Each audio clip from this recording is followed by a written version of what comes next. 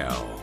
The Nürburgring, where motorsport fever rages and drivers and fans alike are cast under its spell.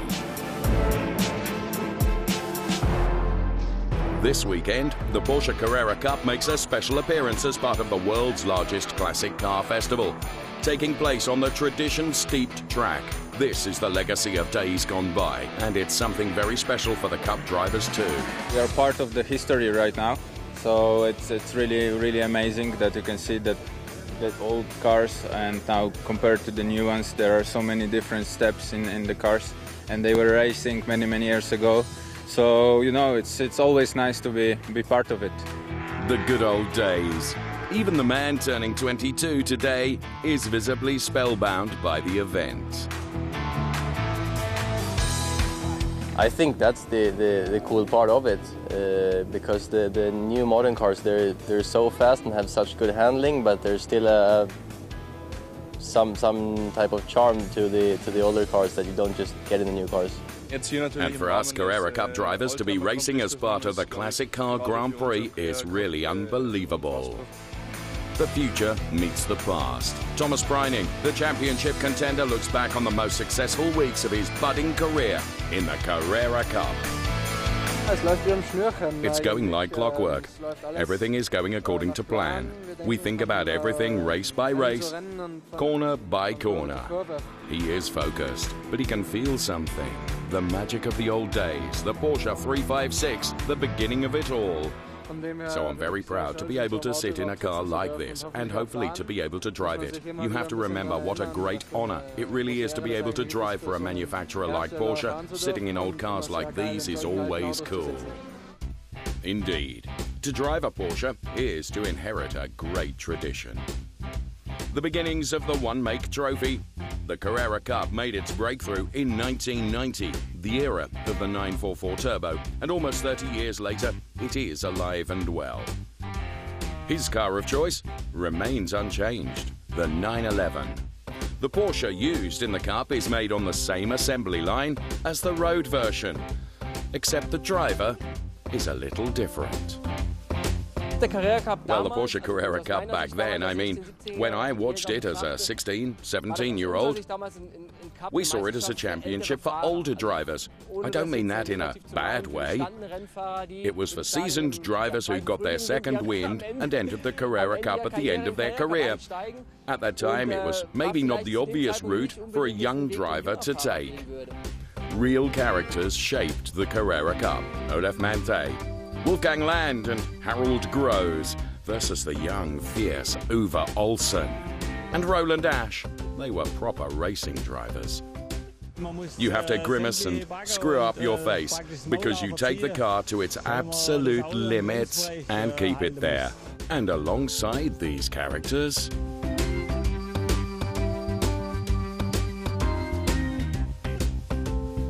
is the technology. 6 cylinders, 275 horsepower, 0 to 100 kilometers per hour in 4.8 seconds. It's a man's world. Here at the Carrera Cup, you can tell everything is very macho.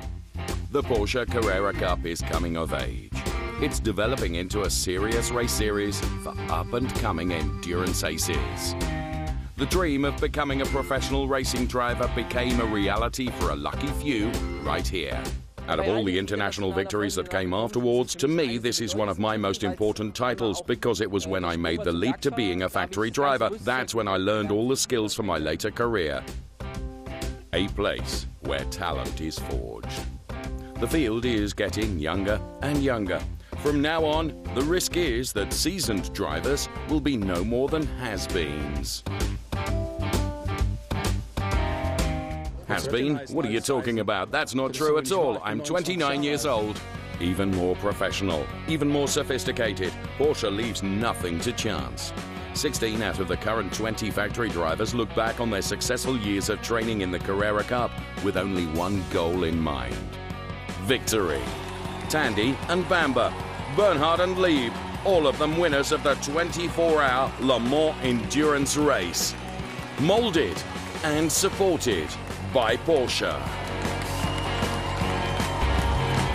The young guys in the Carrera Cup can drive well, but here you learn about extremes, fighting tooth and nail, and paying attention to the tiny details. You learn to work on yourself harder. I think that's the most important lesson you can learn here in the One Make Cup. For Thomas Preining, the Carrera Cup Championship is a realistic prospect. The battle for the title has not been this closely fought for a long time. His biggest competitor is also here in the team huddle. Ammermüller is such an experienced driver. He is extremely strong, especially psychologically. He is very confident and very good, and I think hopefully that it will be a tough battle for the championship. These young men, Ammermüller and Preining, both from Team Lechner, have dominated every race of the season. The only one who seems to have the potential to loosen their grip is the Dutch ex-champion Jaap van Lagen, who will now take us on a lap of the Grand Prix circuit of the Nürburgring. Okay, here one lap over the Nürburgring. We're on a straight line here. We go from second gear to sixth gear. Braking point is just after 150 meters. Very important is the brake, how much brake pressure we have. We downshift to first gear, touch the inside curb. Very important is the exit. We upshift to second. Very difficult to find the grip over there, but we upshift to fifth gear. We brake just after the little way on the right. Touch the inside curb, also the next one. I missed it here, but normally we touch it. It's very important. Use the curb in the exit, stay on the left side of the track. And then we go to the Dunlop corner. Brake very late with a lot of pressure. Wait till the apex and then go. Use the exit curb. Upshift to fourth gear. We go into the Schumacher S corner and we brake a little bit. Take a lot of speed into the corner. Upshift to fifth gear. Use the curb everywhere. Downshift to third for the next one. Use a lot of curb on the inside. And then we go to the right-hander. We stay in third gear. Very important is that you touch the inside curb and use the exit curb because we have to take a lot of speed for the back straight. Then we brake just after 100 meter. Short brake because we need a lot of speed into the corner. Use the curb on the inside, on the left, on the right. Have a good exit, use the exit curb. And then brake late, turn in very early and take a lot of speed into the corner. And very important is the exit, of course, and use the exit curb. This was one lap with Jaap van Lagen on the Nürburgring. Friday's qualifiers beneath the day's final rays of sunshine here in the Eifel Hills. 27 911s head out onto the track at 8:25 p.m. with no time to savour it, as the fight for a good starting position for the weekend begins. Thomas Preining wants to remain where he ended last week with a double pole position, but he has a difficult start to qualifying. I just went a little bit too fast into the Schumacher S bend, a fast chicane, and then there was gravel on the track. At that point, I just couldn't save the car, and so I ended up in the gravel, where the front bumper was slightly damaged. We swapped it out, and it was fine again. So he quickly recovered, dominated the session, and posted a time fully 7/10 better than his rivals. Naturally, that meant 2 pole positions. I couldn't be happier with the result in qualifying. We had a few problems with the first set of tyres because of the cool temperatures, but that was quite new for us. I'm happy we were able to turn things around with the second set, and fortunately we're now sitting in pole position. He was followed home in qualifying by Jaap van Lagen, taking P2. His title rival, and of course teammate, Michael Ammermüller, P3, ahead of the Project 1 driver, the Dutchman Larry ten Voorde. As we turn our attention to race 1 on Saturday, behind the top 4, it is Glenn van Paris for MRS GT Racing, P5, his best qualifying of the year. The start, always critical. Who is going to have their head in front going into the tight turn number 1? Well, Thomas Preining gets a good start, but Jaap van Lagen gets an even better one. And as they head towards turn number 1, it looks like Jaap van Lagen could be ahead even before they turn in. Michael Ammermüller stays P3 and Larry ten Voorde stays P4. Let's go on board now with Jean-Baptiste Simonau behind Gustav Malja. and Dylan Pereira. Robert Lucas passes, and then Robert Simonauer crashes into Gustav Malja, and that means that many cars are able to take a benefit from that. On board with Carlos Rivas spinning, and Marius Naken's front end of the car is broken. Not only that, but Marius Naken has also got a puncture, as you can see from the smoke coming off the rear there. That's really compromised his race. Jaap van Lagen is in front. Thomas Preining and Mikael Ammermuller are not letting him get away. And Mikael Ammermuller right on the gearbox of Thomas Preining. This is a very close race. On board with Mikael Ammermuller, looking at the field behind us. Pereira and Van Paris go into the gravel. They both make it back onto the tarmac, thankfully. And let's go on board once again, but this time behind Jacob Eatson and Lucas Oertel. So this heading up towards the NGK chicane, where they take curb in, curb out as well. And now if you look to the right-hand side, you will see that Dylan Pereira and Glenn Van Paris have to turn into the pit lane, and both will be retiring. Jaap van Lagen is still leading, followed by Thomas Preining, who's really close, and Mikael Ammermuller. Thomas Preining has a bit of a go here to the outside of Jaap van Lagen, but Jaap van Lagen knows exactly where to put the car to close the door on this man, Thomas Preining, who is currently running in P2. And let's go on board with Soren Spring, Lucas Oertel behind him. Into turn number 1, they make contact in this corner. Both Spring and Oertel spin. Michael de Quesada, Jean-Baptiste Simonauer and other drivers can pass. Lucas Oertel has got some real damage to his car number 3, of course, the race union driver, and unfortunately he will have to retire as a result of that damage. Jaap van Lagen maintains his position in front, but he makes a mistake. Thomas Preining seems able to pass, but Jaap van Lagen does an absolutely brilliant job in defending this P1 position as we're on board with him now, and breathes a sigh of relief as he's able to close the door once again on Thomas Preining. On board with Jean-Baptiste Simonauer. Behind de Quesada and Henrik Skoog. Watch very closely, because de Quesada just connects with the back of the Henrik Skoog car and sends Skoog around, and very good avoidance by Jean-Baptiste Simonauer. Back to the front. Now, in his quest to get past Jaap van Lagen, Thomas Preining is leaving himself very vulnerable to his teammate Mikael Ammermuller, who, as you can see, is running in P3. Ammermuller dives to the inside right behind Jaap van Lagen now as they head into turn number 1. And this could do for Thomas Preining. We're on board with Mikael Ammermuller, who, of course, is able to go to the outside, and he gets good momentum and puts himself ahead of the Thomas Preining car. So it was this little connection between Jaap van Lagen and Thomas Preining which sent him out wide, and the big beneficiary there, Preining's teammate Mikael Ammermuller, who now finds himself P2. He held us off really well. It was absolute war out there, but good fun. We're on board with Soren Spring. Carlos Rivas is behind him.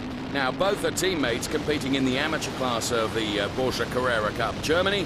And as you can see here, Carlos Rivas gets the opportunity to get alongside Soren Spring and moves up a further place. Van Lagen leading now from Mikael Ammermuller and Thomas Preining. Preining here trying to overtake Mikael Ammermuller. He attacks really hard going into turn number 1. And you can see just how close the action is in the Carrera Cup Germany, and despite Thomas Preining's best efforts to wrestle that P2 position back again from Mikael Ammermuller, it doesn't happen, as we can see in this replay. Thomas Preining through on the inside. Mikael Ammermuller, though, a wily, wise driver, just making sure he placed the car so that Thomas Preining was not able to take advantage. You can see it from on board with Thomas Preining, a little touch between himself and Mikael Ammermuller. Hey, Rubbin's racing. And Jaap van Lagen loving the fact that these two are fighting, and so is the team of Force Racing in the pit lane. On board with Jorn Schmidstadter now behind his teammate, which is Stefan Rakoff. Rakoff, incidentally, is leading in the amateur class in this particular race in the Carrera Cup Germany here on the GP circuit at the Nürburgring. So the top 6, it's Jaap van Lagen, Mikael Ammermuller, Thomas Preining, Larry ten Voorde, Igor Valilko, and then it is Tony Wolff. So the cars through the NGK chicane, then Mikael Ammermuller runs just a little bit wide. That allows Thomas Preining to get in the inside going around the Coca-Cola turn. And Thomas Preining is able to get past Mikael Ammermuller and wrestle back that P2 position he lost through turn 1 a little while ago. A brilliant overtake set up perfectly on the exit of the NGK chicane and executed around the Coca-Cola turn. In the car, it felt a bit like driving in a NASCAR race. My teammates collided with me twice, so I'm happy to have reached the finish line at all. On board with Mikael Ammermuller then, and there you can see the Thomas Preining car going through on the inside. A brilliant move there. Hard, forceful, but fair. And now it's Jaap van Lagen that's under pressure from Thomas Preining. He really has got the pace, but it's all very well having the pace. You've got to try and find a way past as well. And Jaap van Lagen, another hugely experienced driver who knows where to put the car to prevent the overtake from Thomas Preining, despite the fact he's trying very hard. And, of course, Preining could leave himself vulnerable once again to losing that P2 position from Mikael Ammermuller as they round the Coca-Cola turn then for the final time of asking and head towards the checkered flag. Jaap van Lagen wins from Thomas Preining, Mikael Ammermuller and Larry ten Voorde. And Force Racing very happy indeed, as you can imagine. And in Parc Fermé then, Jaap van Lagen will celebrate with the team. And there he stands alongside the car. And the team celebrating as well. And great to see, and well done to Jaap van Lagen. There is the crash helmet that has been atop the man that has taken P1. Volker Strijcek presents the trophy to Jaap van Lagen, race winner here at the Nürburgring. It was incredibly difficult, but look, the veteran came in first. I'm happy. It wouldn't be the Classic Car Grand Prix without Derek Bell. One thing connects Porsche and the 5-time Le Mans winner more than anything else: success. And today, he's starting out in front, leading the Carrera Cup on the starting grid in a 1965 Porsche 911. Listen to him, and you'll sense his legendary enthusiasm for motorsport. Without Porsche building cars, there wouldn't be GT racing. There wouldn't be a cup race here today. It would be another manufacturer that couldn't do what Porsche do. And Porsche really is the basis of everything. And without them building cars for racing, racing would be a very sad place. Porsche and a fascination for motorsport. The first German car to win an international race was the 356. It happened after the war at Le Mans in 1951. That was the beginning of a very long success story. 1970 saw their first overall victory at Le Mans. No other location has contributed more to the Porsche myth than this race. Derek Bell alone triumphed 4 times with his Porsche in northwest France. And I was fortunate I was in the right team for many years, and you know, it made my life, it made my history. Now, Porsche has had 19 overall victories at Le Mans. The 919 is making history, as it did right here on the Nürburgring 6 weeks ago, with Timo Bernhard's attempt to break a 35-year record. The magic 6 minutes, 11 seconds, which was set in 1983 by the greatest driving talent of his time, Stefan Bellof, in the legendary Porsche 956. His attempt was successful, but it's the technological advancements which are more important, and they are just as crucial for Porsche today as they were back then. Because they learnt so much from all their history of racing, and then of course they put it into the development of their road cars. I know it sounds like an advert for Porsche, but they do it right. With more than 30,000 victories, whether in roadsters, Formula One or rally racing, Porsche's success is unique. But what is even more fascinating are the technical innovations motorsport has produced for over 70 years now. Porsche have been the basis and the grassroots of sports car racing forever. So to the starting grid for race 2 on Sunday. First row, it's all pink again, with Thomas Preining on pole position and Mikael Ammermuller behind. Famous guest on the grid, Magnus Walker, Porsche enthusiast.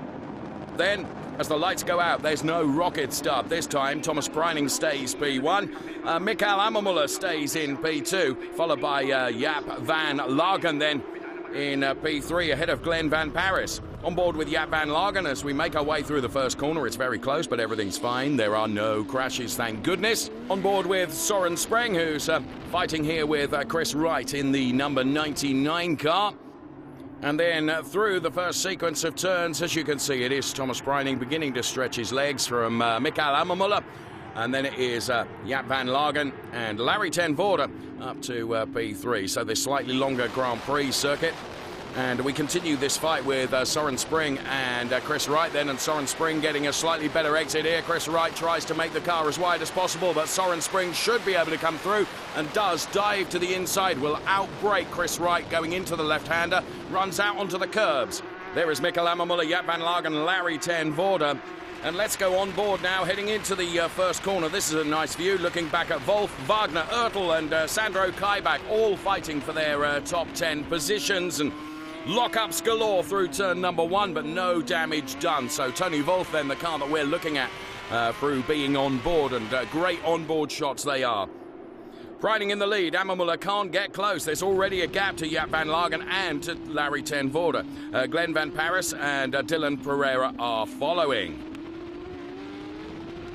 On board with Jorn Schmidt-Stade behind Stefan Raykopf and Soren Spreng. In qualifying, his car was too light, so he had to start from the last position on the grid in both races, trying to make the best out of it, and certainly gets past Soren Spreng. Let's go on board with Marius Nacken now. Yesterday he didn't finish, hopes for a better result today. Tim Zimmerman, who of course is in his first Carrera Cup season, is right behind him in the number 5 car, as you can see, racing for that Black Falcon TMD friction team. So Marius Nacken then heads up towards the final turn, the Coca-Cola turn, here at the Nürburgring, to put another lap in the book. Thomas Preining in front, Mikael Ammermuller behind him, Jaap van Lagen and Larry ten Voorde fighting over this P3 position. Ten Voorde does look to have the pace advantage over Jaap van Lagen, who we're on board with now. He, of course, is, though, the maestro of defence and can make that car as wide as possible to deny Larry ten Voorde. Dylan Pereira is lining up Glenn Van Paris here to the inside. So Dylan Pereira puts himself into that P5 position behind Larry ten Voorde then, and Glenn Van Paris is relegated. On board now with Chris Wright and behind teammate Sandro Kaibach. Full speed, hard braking into turn number 1. The right-hander, which is almost a hairpin. You almost come back on yourself, and Lucas Oertel was spinning. Chris cannot avoid the crash. Wright can go on, Oertel as well. Both cars are severely damaged, though. And, of course, critically, in turn number 1, there is some water on the track. Now, that can play havoc. As you can see, the cooling of these Porsche cars is right at the front, which is always a bit vulnerable. And with that water on the track, that's going to make turn number 1 very tricky indeed. Chris Wright then in the pit lane has to retire. And the front of the field at the start-finish line are, for the first time of asking, coming to the first corner, which is now slippery. Will they be able to handle it? Well, sure enough, sure-footedly they do. So no problems for P1, P2, P3, 4 or 5, or indeed the rest of the pack. Although Glenn Van Paris loses out on another place. On board with Jorn Schmidt-Stade, Stefan Raykopf is right in front of him. So chasing down Stefan Raykopf ahead then. And let's go on board with Carlos Rivas now, who is leading in the amateur class, and Sandro Kaibach is the car, the white, black and luminous green colours that you can see behind, and really chasing Carlos Rivas for all he is worth. And last week Rivas won both races in his class. A good comeback after a disastrous start of the season. Kaibach, who has his 4th Carrera Cup race, does overtake him, though. That doesn't, though, affect the standings in the amateur class. So the BWT Lechner team, who have their drivers P1 and P2, are in the pit lane and telling Thomas Preining that he's leading really rather comfortably.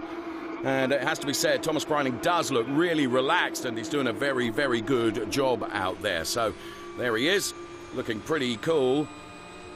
Thomas Preining, P1. Seems like a very good day, therefore, for Lechner, because Dylan Pereira and Simonau are P5 and P6. Pereira did not score points yesterday. Today he is collecting points to keep the first position in the rookie class. Onboard shot here of Tony Wolf on the inside of Jacob Eidson. And that was a good overtake. As we turn our attention to the last lap for the Lechner boys then, Michael Ammermuller didn't really have the possibility to catch Thomas Preining in this race. The Austrian is just too fast here at the Nürburgring, and here on board with Michael Ammermuller, you can almost see him smiling behind that crash helmet, but it will be P2. So Thomas Preining then will be heading towards yet another win. By my reckoning, that is his 5th win of the season as the checkered flag awaits. Thomas Preining wins at the Nürburgring. Michael Ammermuller takes P2. Thomas Preining is happy, so is the team boss, Walter Lechner Jr., as you can see down there on the pit lane. Preining is happy. He and Michael Ammermuller now will have the same amount of points, but of course the Austrian has won 5 races, which will make him P1 in the points overall. Now we are finally ahead in the championship. After the first race in Oschersleben, we were 36 points behind, but we've made those up now, so we can be very proud of that. It's always better to be first, but it's good that there are still so many races left. We're only a little over halfway. So much can still happen. It's all to play for, so it's not a problem. Next race is in Zandvoort this upcoming weekend. Can Jaap van Lagen stop the Lechner boys at his home race?